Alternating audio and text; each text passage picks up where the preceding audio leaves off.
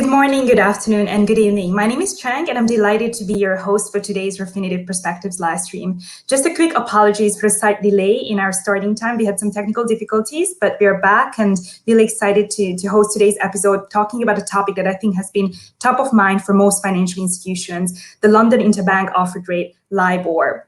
So just last week, I believe, the UK's Financial Conduct Authority has announced the official end dates for LIBOR being the end of 2021 for most currency settings and mid-2023 for certain USD settings. And last week, I think we hosted an episode really talking about the transition to alternative risk-free rates. And today's episode will zone in on the issue of LIBOR fallbacks, which essentially are contractual provisions that lay out the process to identify a replacement rate once a benchmark is no longer available. And it's going to be really critical to get this right in preparation for LIBOR's eventual discontinuation. To talk about the complex technicalities around LIBOR fallbacks and how to get prepared best, I'm really delighted to introduce my colleague, Fausto Marseglia, Head of Product Management for FRTB and Regulatory Propositions at LSEG. Welcome, Fausto. Hello, Trang. Thank you very much for hosting this event, and a warm welcome to everyone who is watching this episode. Thanks for joining us here today. And I guess just to refresh everyone's mind, can you perhaps, as a start, walk us through what is LIBOR and what's the regulatory reform around it? Yes, absolutely, with pleasure. So LIBOR stands for the London Interbank Offered Rate, and it represents the rate at which major international banks will lend money each other, right? So despite its huge presence everywhere in any single aspects of a financial firm, the LIBOR has been affected by several issues. And in particular, those issues were mainly about the lack of trust. So you might remember some time ago, there was this LIBOR scandal. And this was because some of the banks that were part of the panel in charge of submitting, the rates for calculating the LIBOR rate were actually accused to be in some way manipulating the rates, right? So that's one of the biggest issues that has caused some lack of trust on this rate. And the other issue is that, there is some, let's say, issues in terms also of liquidity. So, many LIBOR rates are not liquid anymore since time. They have not been liquid anymore since time. So because of all these issues, the Financial Stability Board basically in 2014 made some recommendations, basically saying that we wanted to move away from the LIBOR, and because of that, several working groups and different jurisdictions, came up and worked hard for identifying alternative rates to the LIBOR, which has happened, right? And it is just last week that the Financial Conduct Authority has announced officially that now the LIBOR will be ceased by the end of 2021 for the vast majority of tenors and currencies, and some of the tenors for the US dollar benchmark will remain in place and will discontinue by June 2023. So this is a big transition. It's a transition that is coming with several challenges. If you think about, how many contracts we have today that reference LIBOR, so just for giving you an order of magnitude, we are talking about, something like 300 trillions of dollars of contracts referencing LIBOR. So, it's a big problem, this for the industry. And the other thing is that the LIBOR is actually present everywhere, is ubiquitous, in every single aspect, in every single process, in every single application of a financial firm.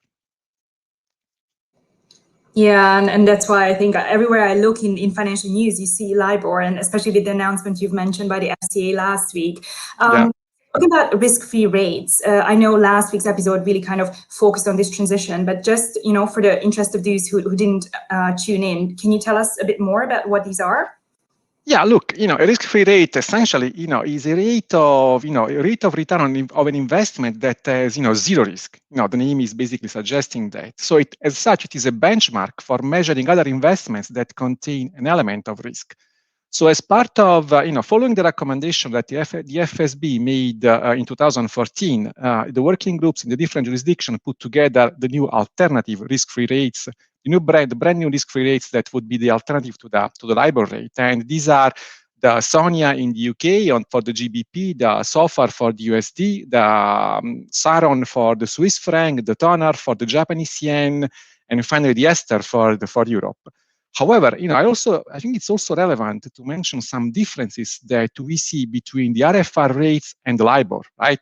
So first of all, the RFR rates are based on actual transactions, so they are backward looking, whereby the LIBOR is based on a submission of a panel of banks, right? And by definition, it is forward looking.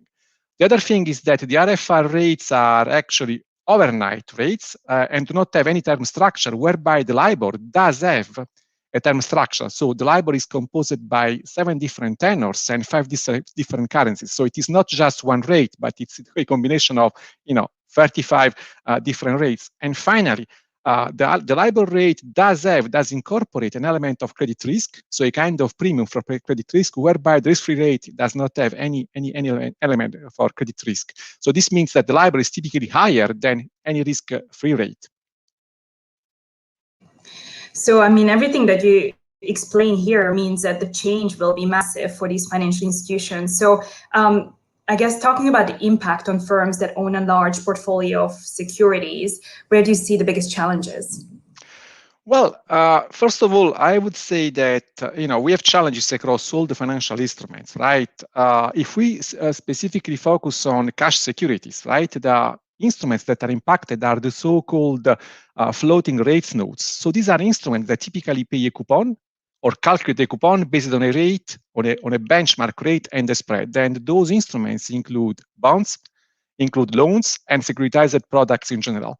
So, for all these instruments, basically most customers, the vast majority of our customers basically have portfolio of these instruments, right? And, in order to assess what is the risk and what is the work that they have to do, as part of this migration program from LIBOR, to these risk-free rates, they have to assess their portfolio. So they need to figure out, first of all, what are the instruments that basically are referencing the LIBOR? Which of them are referencing the LIBOR rates? That's one. Two, they need to understand what are the fallback provisions, which means, whether or not there are alternative, rates basically to the LIBOR. So in case the LIBOR will cease, what is the alternative rate to which these bonds, these instruments will be migrated?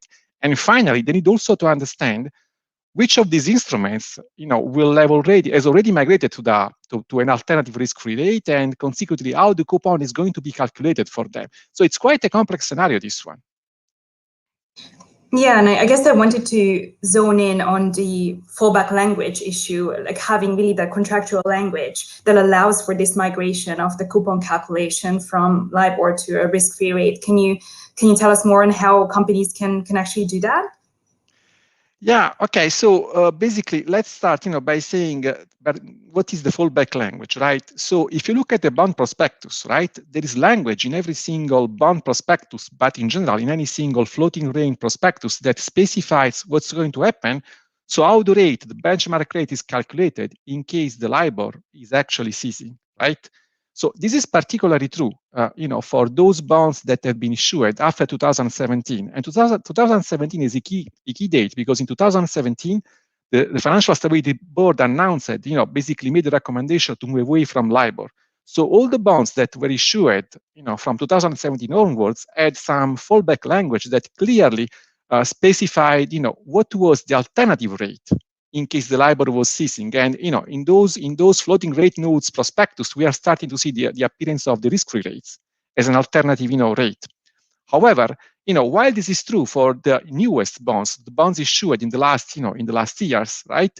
So this is not true for the oldest legacy bonds. So most of the bonds that have been issued before that date, and most of the bonds that have 10 or even 20 years old, basically, in some cases, do not have any fallback language at all, or in other cases, they do have fallback language, but that fallback language, does not specify an alternative risk-free rates for the simple reasons because, there was no alternative risk-free rate at that time, but is only specifying an alternative method for getting, the LIBOR, right? And clearly, for those floating rate notes, there is a problem because there is nothing in the fallback language that will tell customers, what is the alternative risk-free rates, right? So we have a problem specifically for those bonds. Yeah, and that's actually leading me to my next question. Like, what happens when you don't have that fallback language in place? Because from my understanding, the language really kind of focuses on temporary unavailability of LIBOR, not the complete discontinuation of the rate. So what happens then? Yeah, okay. So as I said, the problem is only only. There is a massive amount of bonds, a massive amount of floating rate notes issued before, 2014, and let's say the oldest that, for which the fallback language does not reference anything, does not contemplate, anything in case the LIBOR will cease, right? So for those bonds, actually, the most, let's say, the most relevant way for processing them and for making sure that, some amendment is in place for specifying an alternative rate is to go through a process which is called the consent solicitation process. So this is quite a lengthy and costly process by which a bond issuer should basically amend the bond, the floating rate notes, the prospectus, and basically propose the amendment by specifying, for example, what is the risk-free rates to which, what is the new risk-free rates, the new rate to which those bonds will be migrated, and they will have to submit, these new set of amendments to the bondholders, right? And again, the process is very long, and in many cases, bondholders can also decide not to accept the new terms, right? So this means that this consent solicitation procedure, in principle, can be something that can be pursued, but in some cases, is not actually pursuable, right? So with that, I would say that we have a problem for some of the bonds that do not have, most of the bonds that do not have, this particular set of fallback provisions that specify the alternative rates. And for them, besides the consent solicitation, the industry is actually, there is agreement, there is consensus in the industry that something has to be done from a legislative perspective. So this means that, for example, last year, the Financial Conduct Authority decided basically, to put in place a proposal by which they would, have some legislative power for let's say for, making sure that those contracts that do not have any realistic way for being amended, to this new risk-free rates, will have, will be in place, will keep, living even after the cessation of the LIBOR. The only thing is that the LIBOR will be calculated in that case, under a different methodology, which is called the synthetic LIBOR, right? So, there is something, a proposal in place for trying to address those, tough legacy contracts, as they are called, but at the moment, still, we don't have, a final word, a final official statement on this. Oh, really interesting, synthetic LIBOR, and like you said, I mean, 2021, that's this year, so we don't have a lot of time. And no, we don't. That's why the migration is coming with several challenges, and the thing about the tough legacy contracts is one of them for sure. Mm-hmm. And obviously, at Refinitiv, this is a big focus for you. What kind of solutions do you offer to your customers in this case? Well, in Refinitiv, Refinitiv is fully committed to deliver data, for helping customers in this migration program in all the phases, of the program. And in particular, if we talk about fallback language, right? So what we are doing is we are delivering data for all the bonds, for all the floating rate notes that are in our databases. So we are providing data that will allow customers to understand first, which bonds, which floating rate notes are actually referencing the LIBOR so that they can assess their portfolio. Two, we are also providing the fallback languages. We are coding the fallback languages for every single bond that we support. And, there is a massive effort that we are doing for backfilling all the bonds that we have, by providing this fallback language. And finally, for those bonds, for those floating rate notes that have already migrated to an alternative risk-free rates, we are also providing, that indication, that data, and also providing clear guidelines on how the coupon will be calculated in that case. So we are basically providing data for giving all these details. Great, thanks for walking us through that. And I wanted to move on to OTC derivatives, which in many cases, of course, also reference LIBOR. What are the challenges? What do you see happening in this aspect? Well, the challenges are, are more or less the same. So the challenge is that most of almost, all the old OTC derivatives are actually referencing, LIBOR, and, they need to have a clear migration path to an alternative risk-free rate. And in this respect, what happened, is that last year, ISDA launched specifically in October 2020, the IBOR fallback supplement and the IBOR fallbacks protocol. These are documents that specify the new fallback rates in case an IBOR rate, an IBOR benchmark is becoming unavailable. Not only the LIBOR, but also the other IBOR benchmarks. These changes are going to be, actually have come into effect in January this year, so they're already in place, and this means that all the new derivatives that basically fall under this umbrella will automatically incorporate the new, ISDA fallback rates. However, the protocol is also, will also enable the market participant to incorporate the revisions provided by those documents into the legacy derivatives, so derivatives that have been issued before January this year, right? So that they can incorporate this new ISDA fallback rates. The only thing here is that all the different market participants have to be in agreement with this ISDA documentation, ISDA protocols. And the other thing that I would say here is that if we look to the way these ISDA fallback rates are structured, you see that they are formed by two different components. There is what I would call an adjusted risk-free rate, right? And adjusted means that it is calculated as compounded in arrears.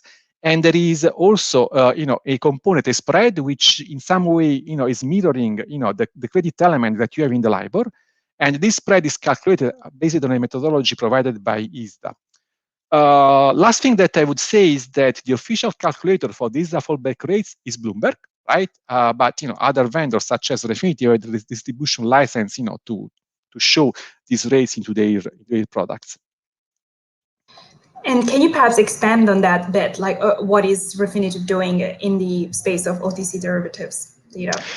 Yeah. So as I said, we are an official distributor for these fallback rates. So this means that we publish these rates within 45 minutes. Then they are published by the relevant administrators, right? So we publish these rates daily in our products, specifically in Icon as well as in any other feed product. Okay, good to know.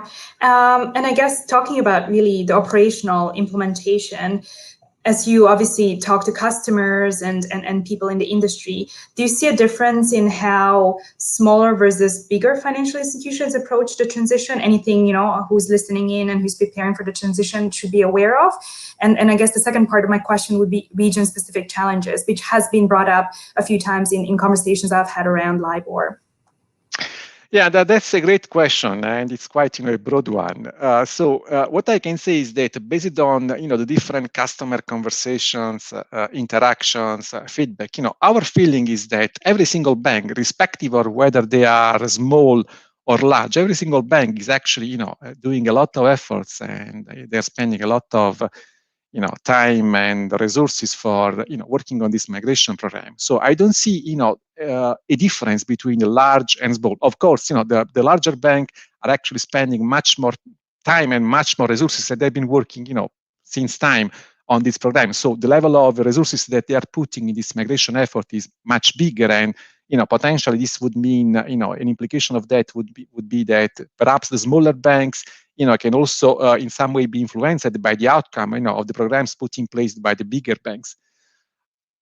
Back to the second part of your question, which is whether we see differences between the different jurisdictions. I think that this comes down to the to the level of development of the RFR rates in the different jurisdictions. So if we take, for example, UK is the most advanced jurisdiction. So in the UK, SONIA, which is the RFR benchmark, that is in place since time, and there are a lot of instruments that have been issued already with SONIA that are referencing SONIA, and the liquidity, the number of contracts and the liquidity is actually very significant, right?